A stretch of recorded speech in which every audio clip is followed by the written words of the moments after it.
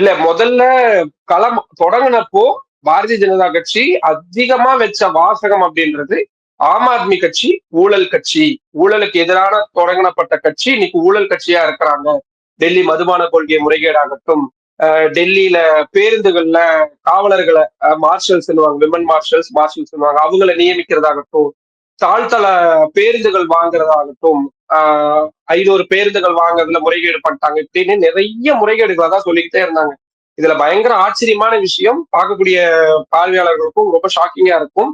இவங்க வச்ச முக்கியமான குற்றச்சாட்டுகள்ல டெல்லி பேருந்து துறை போக்குவரத்து துறை மீதான குற்றச்சாட்டுகள் பாரதிய ஜனதா கட்சி ஆம் ஆத்மி அரசு மீது வச்சது பயங்கரமான குற்றச்சாட்டா. வெறும் மதுபான கொள்கை முறைகேடு தான் நமக்கு தெரியும்.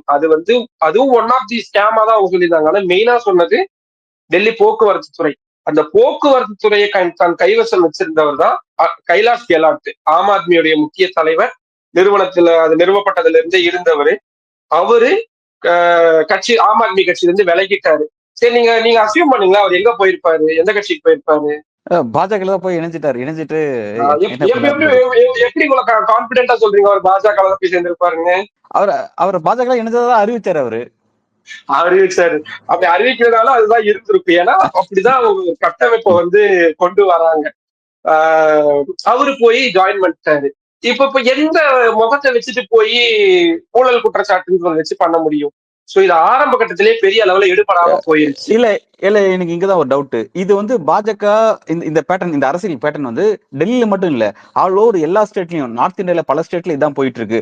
ஒரு குறிப்பிட்ட மாநில கட்சி செய்யக்கூடிய தவறு அவங்களை நெருக்கடிக்குள்ளாக்கும் போது உடனே அந்த கட்சியிலிருந்து விலகி அவர் பாஜக இணையதுங்கிறது எல்லா ஸ்டேட்லயும் நம்ம பார்த்திருப்போம். இது எல்லா ஸ்டேட்லயும் நடக்கும்போது இது டெல்லியில மக்கள் அதை எப்படி பாக்குறாங்க? அதான் திரும்ப டெல்லி மக்கள் அந்த விஷயத்தை எப்படி பாக்குறாங்க?